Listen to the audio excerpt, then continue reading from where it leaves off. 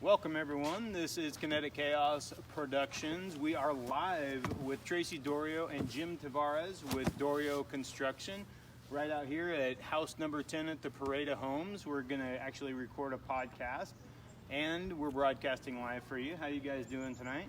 We're doing fantastic. Great. Thanks for having us. Yeah. Thank you very much for joining us. Absolutely. Thanks So for coming on. For everyone that's watching out there and everyone in podcast land, we're sharing a mic because of some technical difficulties. So Jim and Wes will be doing some sliding back and forth, and we just kind of roll with it. We're not we're not Channel 2 or anything like that, but we try our best. So anyway, Wes, why don't you give us an introduction for Mr. Doriot and Jim? Well, I want to let him explain himself. Explain it to himself. Yeah, he can introduce himself better than I can.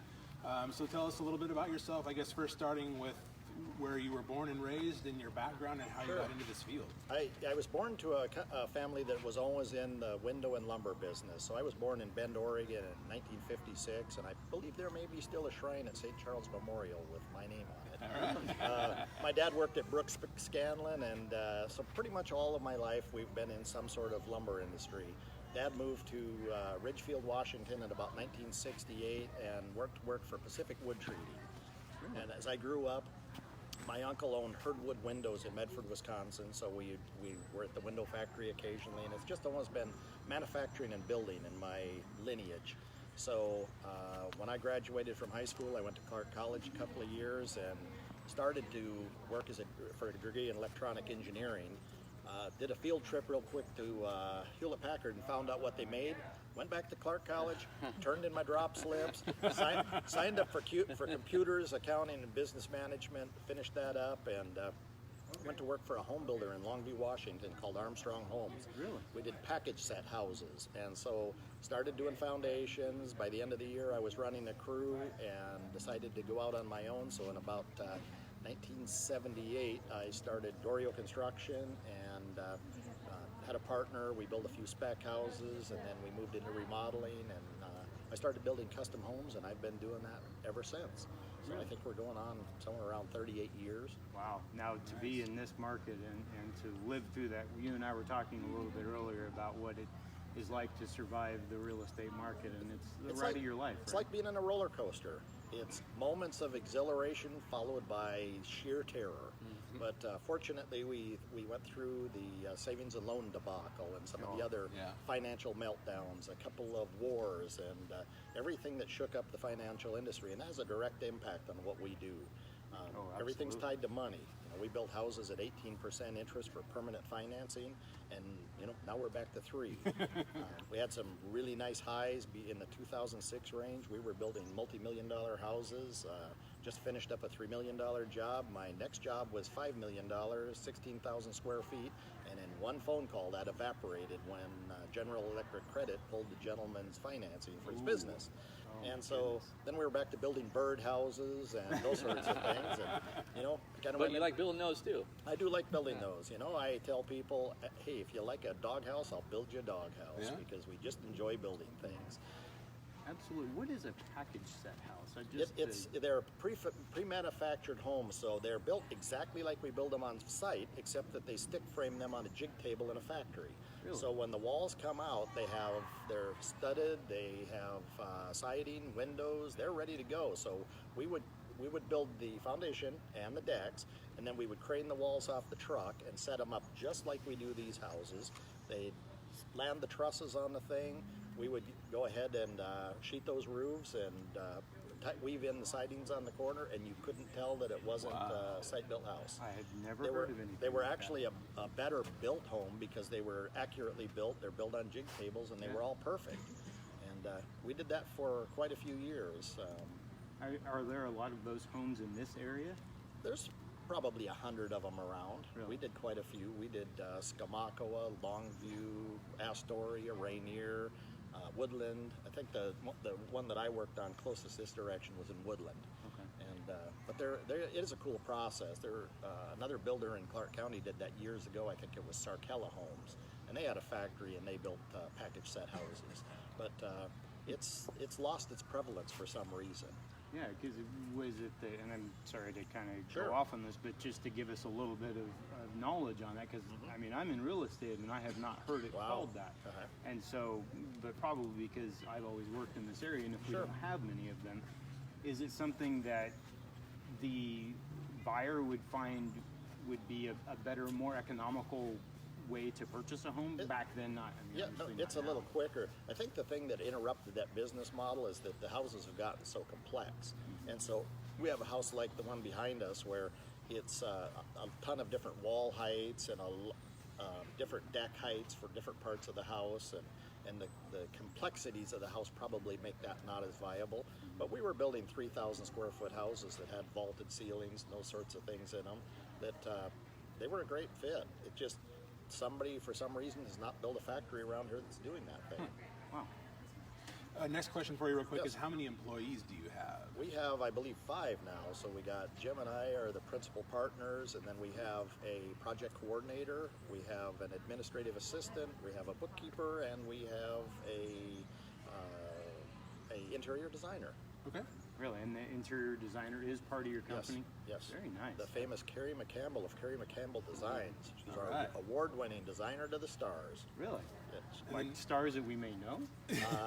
Stars that you will know. Ah, there it So, is. yeah, we're There it front is. selling There that a it is, little right bit. there. That's what Yes. I like to hear. Yeah, no, she's a great gal, and she's a real asset to her company. She picked all the colors and design features in the Timberline, which is featured behind us here. Yeah, it's a beautiful home. I just one more real quick, and then I'll let Will run with Sure. a few questions. Do you build outside Washington State?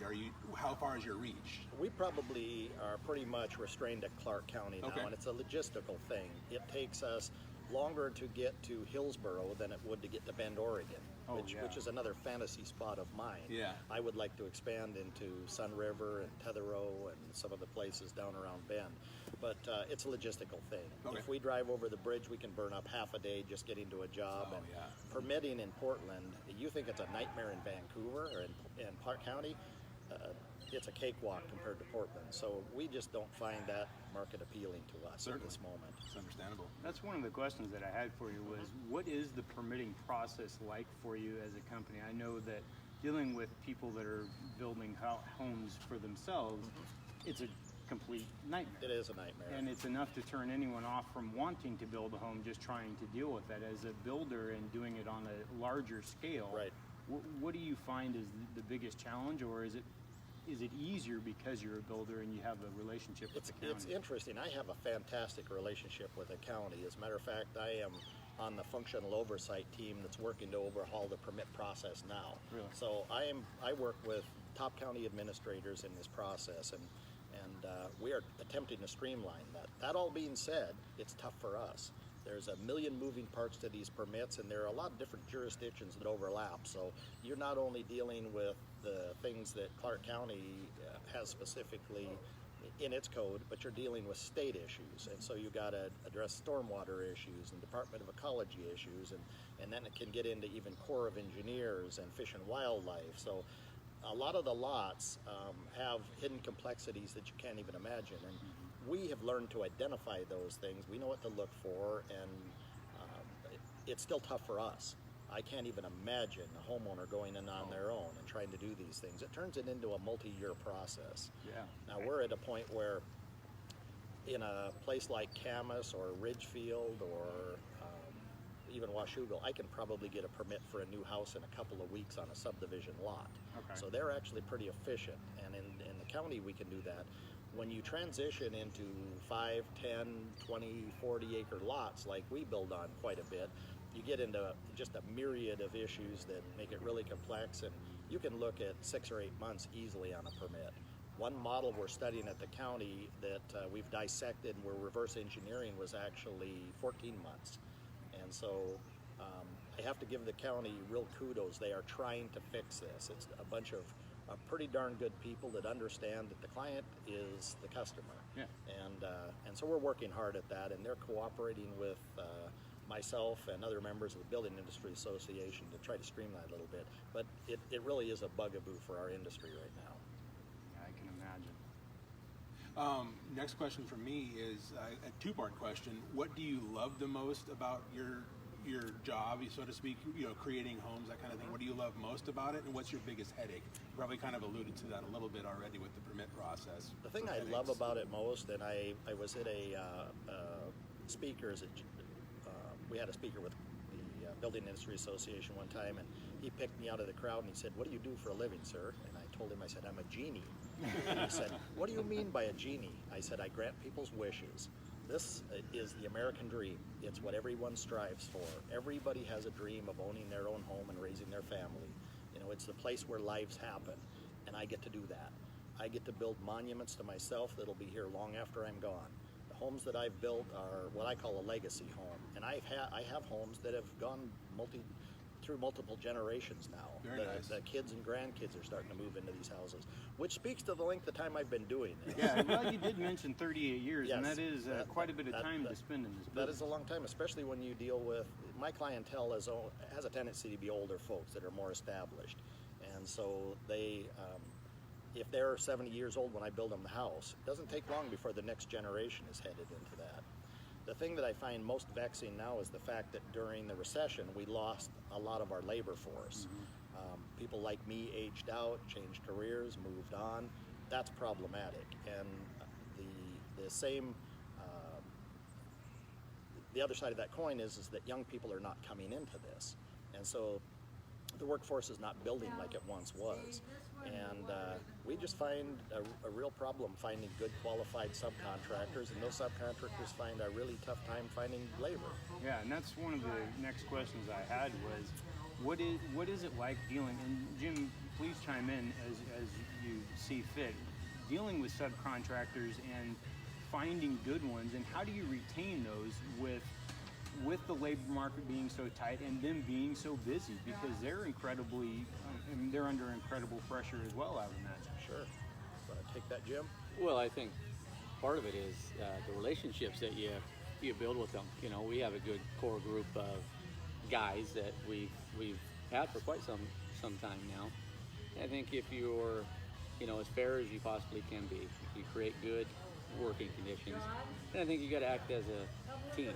There is no, hey, we're us and you're you, and there's no separation. We're one big family, really. I mean, we really are, and I think a lot of that goes to Tracy too. He's even before we got together, he created a culture, and we continued that.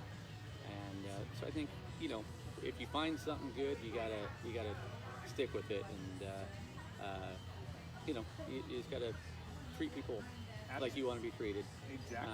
And we take that to heart. We like having fun doing what we're doing. We take it serious though, and we, even with our clients,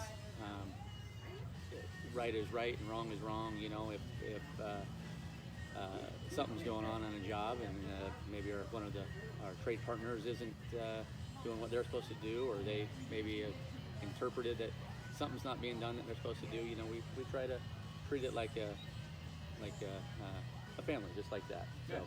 And I'm sure, having been in the business as long as you guys have, that really helps you find and retain those subs that know that you're going to be around. You're Right. not going to be the next fad, somebody that just entered the business a couple of years ago because they saw this boom, Right. and all of a sudden they want to cash in. I know that in the real estate business, that's what we see. I've been through 2 monster downturns, and we see we lose 50% of our agents, and I'm sure that you guys see the same thing. A lot of the builders go with Right. the wind. As the money goes away, they don't know how to build that business. That's right. And that's really good for you guys though, because those subs, again, they're so hard to hold on to. The quality that you guys need in a home of right. this magnitude is so important. Your name is on that That's right. on that house, and if they're not doing the job for you, then how can you That's put right. your name on it? And we like to, it's, as Jim alluded to, it's the team effort. We want everybody to be part of the team, and we want everybody on the same page, and we want everyone to have pride of ownership in the project. And you own these things, and we want you to be the best you can be. And what we really try to do with our company and our employees and our subcontractors is set them up for success. And the more successful we can make them, the more successful we are. So we don't need to walk on the backs of anybody to do these things. We need to work as a partnership, and we need to just make everybody better and hold everybody accountable. And we seem to get really good response for that.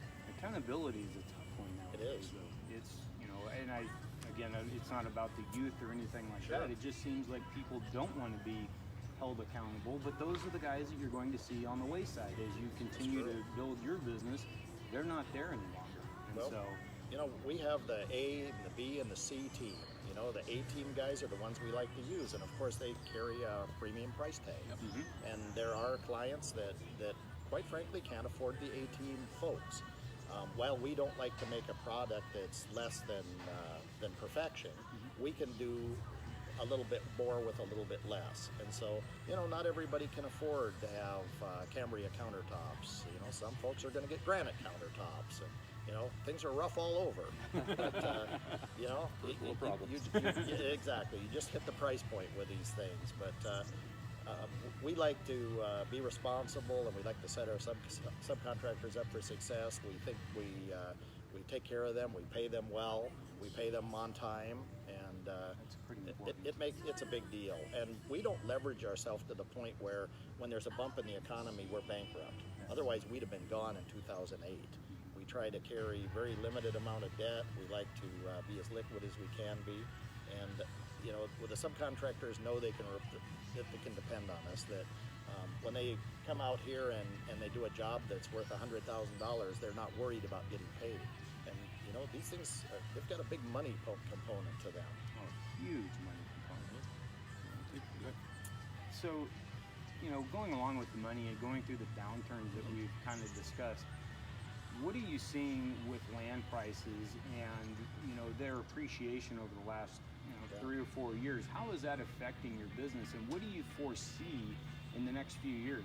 I think, and this is my opinion, that things are going to turn down with interest rates going up. It's the cycle of the business. How is that going to affect you guys, do you think? Well, it's the whole thing kind of circles around to the Growth Management Act, and the Growth Management Act has kind of throttled land development in Clark County. So they've set up boundaries, and there's a lot of things we can't do beyond that.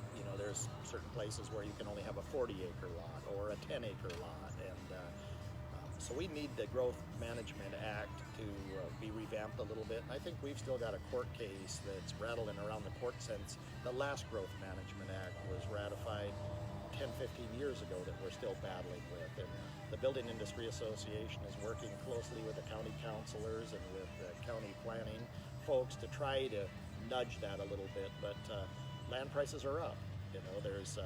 It's really difficult to get a lot for much under $100,000.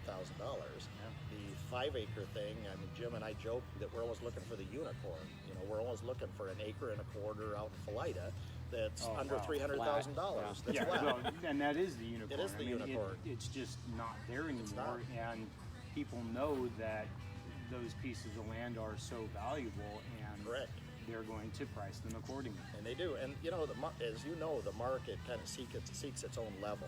And right now there's a shortage of land, and land is priced premium, and that's why the developers are doing so well now. That's why they can spend multi-millions of dollars for these 40-acre tracts out by Ridgefield and develop 300 lots out of them. The math works. But we've seen that at the beginning of 2006. A buddy of mine, Todd Rich with Metro Study, came to one of our BIA meetings, and we had like 2,500 too many lots in Clark County during that crash. And he indicated that it was going to take years and years to absorb the inventory that we created. He came back a year or two ago and he said, now you guys got the opposite problem.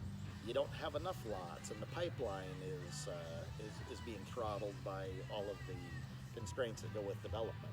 So yes, land availability is probably our biggest thing. If Jim and I had, if we had 20 1- and 5-acre lots in premium places around the county, we could build this house 20 times in the next 12 months. The demand is there at this moment. No kidding. It is. And then, so the interest rates aren't impacting you guys?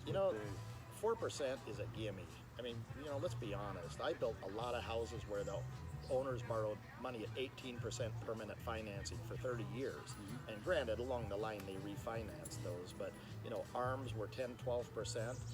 4% really is free money, folks. If you don't take advantage of that and run with it now, it's just free money. And people are still, they have it impounded in their head right now, though, that this is the norm. Sure. And all the way going back to 2004, 2005, I mean, 6% back then was great, Yep. and we were happy with it, but Yep. people have been spoiled. They have. And the government kind of made it that way with quantitative easing and things of that nature. Sure. Didn't let the market quite take the natural course, but we've survived. Right. And I just don't want to see the next crash be even bigger than Right. the one we already lived through. But that's, and as somebody that's been in the business as long as you guys have, you understand that, and you're going to hold on to Right. those prime lots. Yep. How many houses are you guys looking in an optimal year to build? Our company model, we would like to do start a month at this point of the kind of houses we build, and generally our price point is a bit over $1 million, and we're probably, our average size is 5,000 square feet, so that's kind of our sweet spot. Really? So if we could start one a month and in 8 months then finish one a month, that would be ideal at the moment. Now we're also looking, just because of the success we've had and kind of the meteoric popularity of the Timberline, Yeah. we're looking at adding a couple of more job superintendents, and that model can change. We have got a great foundation now with the people we have. Everybody in my company is a rock star, and I want to make them more successful. So we just got to find a few more people that are the perfect fit. And our field ops is probably where we could use a little bit more help. So with the Timberline, do you want to give us some highlights of the Timberline that Sure. make it stand out from other houses even in the parade of homes here? What is the biggest part of that people are clamoring I'll tell you what, the thing that has been overwhelming success with this thing is just that it is a Pacific Northwest house. They absolutely love that look, and people, I think, are starting to fade away from the houses that really don't blend with the environment. And while we are not an ecological building company where we're trying to do this big green thing, we do like things that fit the culture of the area. And the Timberline addresses that by being a Pacific Northwest house. We accentuated that with some soaring roof lines, and then we did the actual Northwest timber frame. And this is the real full meal deal, guys. This is New England timber frame at its finest. It's mortised and tenon, and it's pegged together with red oak dowels. So it's the real thing. Yeah, not Lincoln logs. Exactly.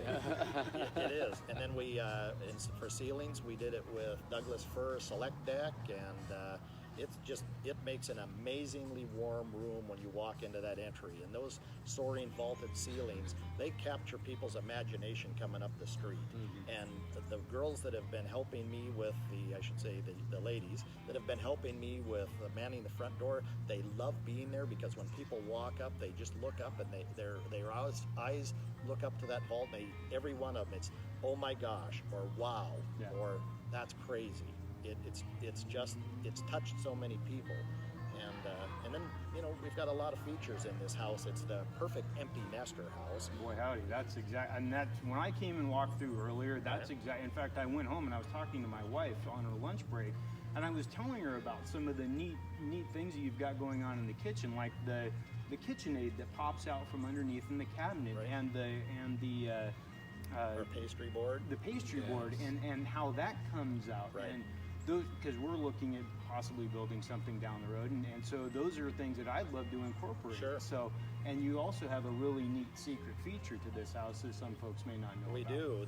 This house is essentially made for a husband and wife that are now empty nesters. They have a college-age daughter that will come home occasionally, and the layout of the house allowed us to do something up over the garage, and it's normally a bonus room kind of thing, but we built a suite upstairs. The client, however, said, we don't use that all the time. We want it to go away, so figure out something to make that go away. Well, here at Doriot Construction, we always say there is no off switch to genius. So we came up with the infamous hidden bookcase, and it telescopes back into the wall. I designed and built a pneumatic control system for that, so it uses a thing called a rodless air cylinder Really? to move that door back into the pocket. I designed and built a pneumatic control board for that, and finished it up about 3 days after the parade started. No kidding. So Jim was the pneumatics for the first. Now you had that cylinder at your house, I right? did. I remember he's like, I know what to use this for now. Oh. So I bought 10 of those from one of the electronics plants when they were changing out equipment, and it's just the coolest thing ever. And I knew I'd find a home for it at some I point. found one. So it really works good in this application. Absolutely, and I also wanted to make mention of the master suite. I think, for all the wonderful things this house has going for it, I think that in my opinion is the number one feature, because that his and her side, as somebody that's been married for quite some time, having that little segregation Yes. is pretty darn nice. You want to tell us a little bit about that? Sherelle and Ken came to us and they said, we have a 32-year marriage based on this principle, and that is we have separate bathrooms. And if you want us to see 33 years, you'll let us have this. They wanted his and her bathrooms, and they wanted to enter through the closets. And I thought, wow, I'm building a parade house. I'm going to have 20,000 of my closest friends circulating through here, and I'm going into my master bedroom through a closet. I thought it was a little strange, but once again, being a genie that grants wishes to these folks, we gave them what they wanted. And it turned out fantastic. Everybody loves it. And so many people have said, it just makes sense. You go into your bathroom, you take care of your showers and those sorts of things. You walk into the closet, you get dressed, and you walk out of your bedroom. Yeah, it's kind of like a Superman coming It is. out of the phone booth type thing. That's 'Cause right. as you exit, you're clean, clothes, and out Yep. the door you go. Exactly. And they said, we're past the point where we shower with 30 of our closest friends. Right. That's They our had a point private like that? space. They may have had a point like that. That's our private space. We don't entertain there. We don't want to waste square footage in that area. We want it to be comfortable. We want it to be us, but we don't want a gymnasium-sized bathroom where you're showering in the cold all the time. Yeah. And so, while we like to build those palatial things, just from an architectural standpoint, it didn't make sense. And we're carrying that feature on as we continue to build this house. We may tweak it a little bit. We've got a client that actually wants to add a bidet in each bathroom, so we'll expand it for that. Ideally, we would like to have had a few more feet in that side, but we actually had to buy 10 feet of lot from the neighbors Really? to make this house work, because it was already a little bit too wide. And we gave them the option of stealing a few feet out of the center of the house, and once again, they said that's not where our priority is. Our priority is having nice big rooms where we can have our friends and family over and we can celebrate life. And that's what they wanted, and we gave them that. Very nice.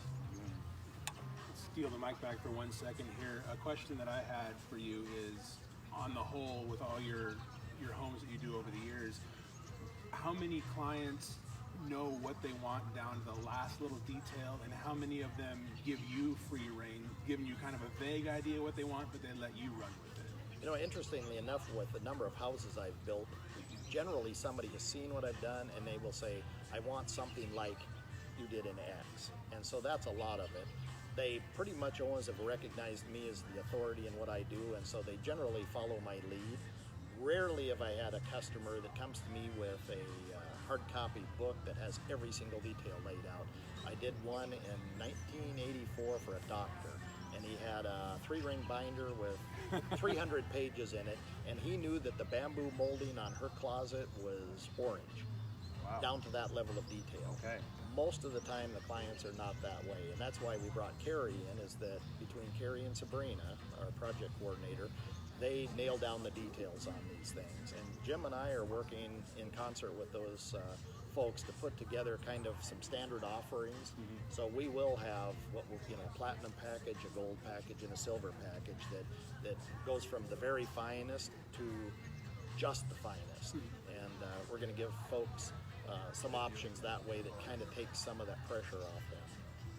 That's, and to kind of piggyback off the people in designing and finding you with all of those things, how do you go about marketing your business? Are you finding that things like the Parade of Homes, and I don't know if you've participated in one of these before, but is it that type of person that they're coming through this, or do you use the internet? What are you doing to help build your business and sustain it? This is a little different business model for me. For the first probably 35 years, I probably spent maybe $500 on marketing, and that's because about every 5 years I'd get a new batch of cards made. The only thing that I've ever relied on in my career up until this parade has been word of mouth and my reputation. And my reputation has almost been sterling.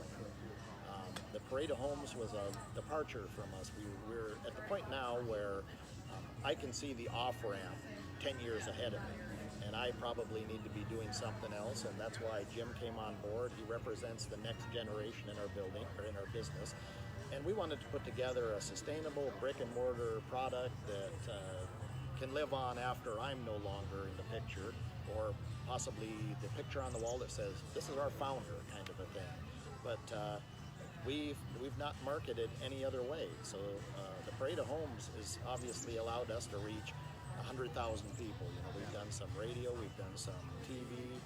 Lots of folks come through the door, say, hey, I saw you on TV. And as I mentioned before, we're going to have 15 to 20,000 of our new friends walk through this house. So it really has opened up an avenue that we've never addressed before. And we're still going to stick with the hard and fast rule that our word is our bond. We do what we say we're going to do, and we provide a superior product. And there's a core group of people that really like that philosophy.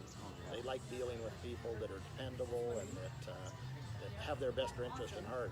And that's really what we do. We are stewards of their fortune. People work hard for their money, and when they spend $1, they want to make sure they get $1 worth of value. And that's what we do. We worry generally about our clients' money more than they worry about it. We want to make sure that they get the best deal possible. But, you know, like they say sometimes, cheap ain't good and good ain't cheap. You got to pay for what you want. It just costs what it costs. Yeah. And Jim, as you look to the future, and I'm sure you've got many more years after Tracy, decides to retire, what is it? I'm sure you share the same goals that he does, but do you see your business as you take it over changing in terms of marketing or anything like that? Not if it's continuing to work, and I think it will. Like Tracy said, he started doing this 38 years ago, and by the time, and let's be honest, he'll never be done. I mean, he likes it too much. No, because I think that's what we're sort of backboned on is just like we talked a little bit ago with our trade partners. We're all about relationships, and we like building those relationships. Yeah. And I think going forward, Tracy has laid the groundwork. We'll continue to lay that groundwork with our business model along those lines. So I don't see anything changing, much different from what we're currently doing. Kind of if it ain't broke, don't fix it. Yeah, so. and finding a company like this where your word is your bond, and I'm sure a handshake actually means something to you guys. Where so many times, and like I said, being in the real estate business, I'm so cynical now, Sure. having dealt with so many bad eggs in the business, and especially with folks that I sold a piece of raw land to, and they've brought in their own builder, and they don't want to do it anymore. I mean, it's cost marriages, Sure. it's cost countless dollars above and beyond what they were given in terms of an estimate. And so to have somebody like that, I'm sure, and I hope someday I get to work with you guys. I We're get looking to a forward point, to it. We yeah, hope so get to too. a point like that. And so, we really appreciate having folks like that in our backyard here in Camas and Washougal, the Clark County area. To get back to your house real quick, Sure. one more thing. This outdoor area is absolutely amazing. And coming off the master suite, you walk into this tremendous entertainment area. It's even more, I would want to be out there more than I would want to be Right. inside.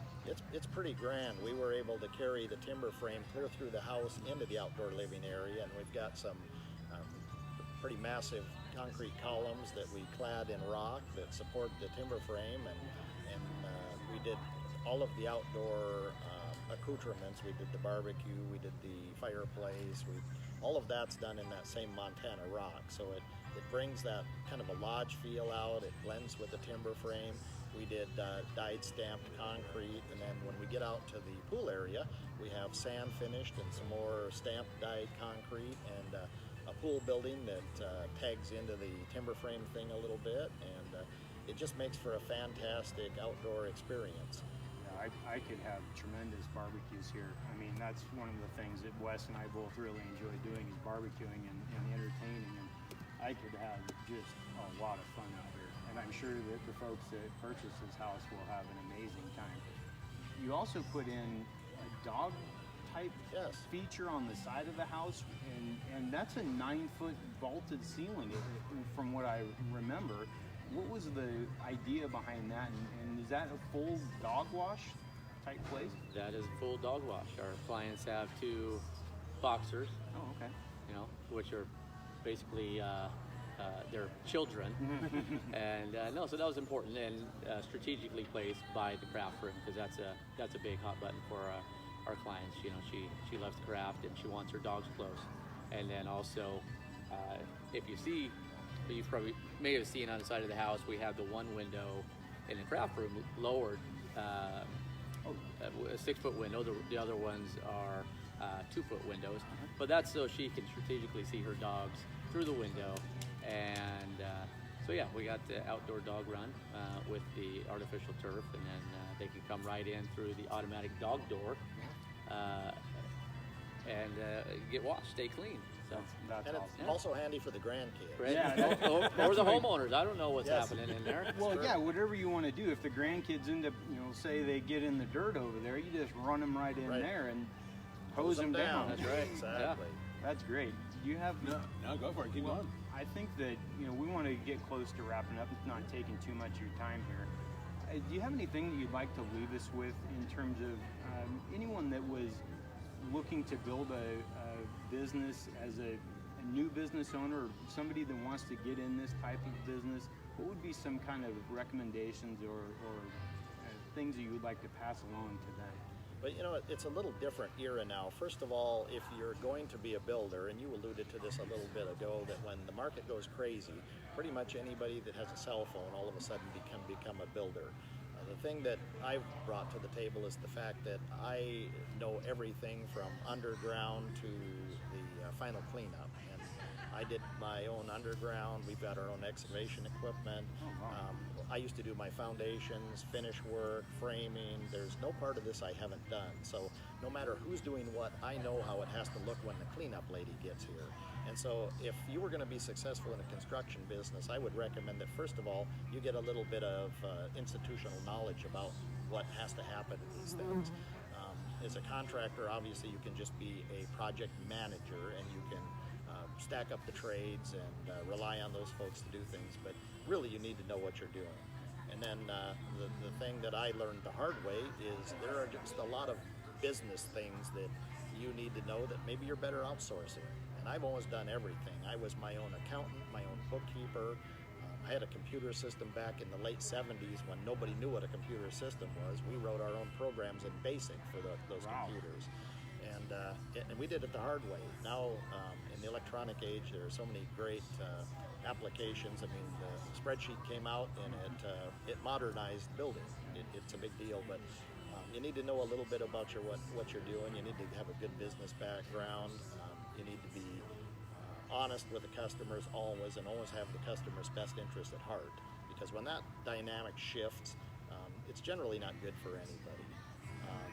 You need to, I think in my world, I think the leaner you operate, the better you are. And I think leveraging yourself to the max is never a good thing, because as you mentioned, the economy is cyclical. And we don't want to be in a position where when there's a market retraction, we have to worry about making payments. And so we try to stay as lean as we can that way. And for the most part, we do all of our projects pre-sold. We meet with a client, we negotiate a deal with them. We don't bid jobs anymore. When a client calls and asks us for a bid, we don't do that. We don't have the bandwidth or time to waste on that. So what we do is we encourage them to find somebody that they want to work with. And that's not always us. We're not always the perfect fit. My wife is irritated with me when I tell people, if you don't like me, find somebody you do like. It's like at the Parade of Homes. We got the most fantastic builders in Clark County here right now. Each one of these guys is a perfect fit for someone. And the obverse side of that is that each one of us is not a perfect fit for someone. And so we always tell the client, find somebody that you like to work with, that has a good reputation, and work with them. It's a year relationship minimum. And for us, it's a long time after that. I've got clients that have been in my houses 38 years, and I still get calls from folks asking, do you remember what we did here? Do you have this drawing? And so we take care of those people way down the line, and that's our advertising budget, is we just take care of the things we do. But a good knowledge about what you do, and honesty, and keep up, and hard work. It is. It's tough. It's like we talked about earlier. It's that roller coaster ride. It's the exhilaration of times like this when we can build some fantastic homes, and another time it may be the economy doing something crazy, and we'll retract at that point. Well, thank you guys very much for your time. We Thank really you. appreciate you sitting down with us. Sorry for the technical difficulties at the beginning, but it was really, really nice to kind of get your insight. It's the first time I've had the opportunity to sit down with a builder and get their take on what it is to build one of these and to run one of these businesses. And I'm sure Wes is the same way. Yeah, it's been a thrill to sit down with you and Jim. It's been awesome. Well, Just thank you. learning the ins and outs. It's something that my dad, this is right in his wheelhouse, because he's built 2 houses from the ground up, and Okay. he's he's done the blueprints, done everything himself. On our first house, when I was moved here from California, he literally did everything except the insulation. Wow. So, and that was a 5,400 square foot house. Smart man. Anybody that doesn't do his Yeah. own insulation is a smart Yeah, man. exactly. And then they just more recently they built a smaller house, kind of downsized, and he ended up subbing a lot of that out. But he Nice. still acted as his own general. But he's designed everything on the computer, floor plans, layout. Wow. He's done all the permits and all the blueprints, all that kind of stuff. Is himself, he so. looking for a job? No, he's retired He's from turning NASA, he's turning so- 70 Oh. this year, so I think he's comfortable in his retirement. But Well, they he say may that- want to consult with you, though. I don't know. He may, and they say sometimes that building these houses is rocket science, and if he retired from NASA, Yeah. thinking Yeah. it might be a perfect fit. Yeah. Yeah, and I've worked, his dad has been a client of mine a couple of times, and having seen him design these things, Sure. and he actually works with us here on Kinetic House. He does a tech and finance podcast for Okay. us, and it's incredible to see somebody work at that level, and I'm sure you guys work at the same level. I talk. That's all I'm good at, and I can push some buttons on a computer. But you guys and your design and the vision that you have to have in order to do this type of thing is something that I am in awe of. And so it really is really neat to get your insight and understand just how and how approachable you are to deal with. Now, somebody that like me, we're just talking and it's 30 minutes. But if I'm going to spend a year with you, Right. you have to have an incredibly open and great relationship. And I'm sure that over the time, maybe some of those have soured a little, but I'm sure that you were able to bring them back at the end of it, Sure. because not everyone gets along the entire time you are married. But it's a true testament that you guys have been around for 30 years. Well, these things are hugely emotional for people, and tremendous. and trying to make the decisions for things, it's hard to envision. Sometimes you can't tell if that blue wall is going to be just the thing until it's a blue wall, and so that's difficult. But both Jim and I are kind of the consummate negotiators, and we once in a while have to do the Condoleezza Rice thing and do a little shuttle diplomacy with people. But it is truly all about transparency. And we're transparent in every way. We don't do hidden markups. We tell our subcontractors and suppliers, our client is buying this stuff at our price. We don't play numbers games. The clients, we negotiate a deal and we put together, they know what they're going to pay us. And we don't play any sort of a numbers game. And that transparency is part of our success. People don't like numbers games. They don't like the fact that you seem like you're always hiding something. Yeah. We don't espouse that model, and maybe just we may not like to do all that number manipulation, because it's not fun to have to call the office and get a calculation on something when we can just tell the client, hey, that chandelier is $5,000. That's what it is. We don't have to figure all those things. So make that process much simpler, and we choose people that we like to work with. We don't work with somebody we don't like to work with, and we tell them the same thing. If you don't like us, don't work with us. Life's too short. Absolutely.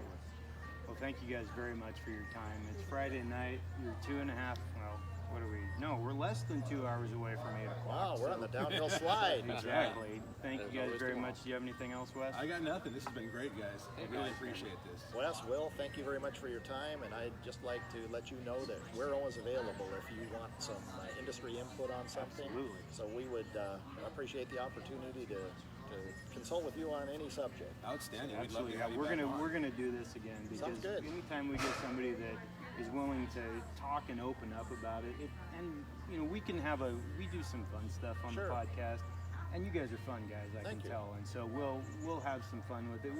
We like to have Bloody Marys, Oh, maybe some hey. tequila Oh. sometime.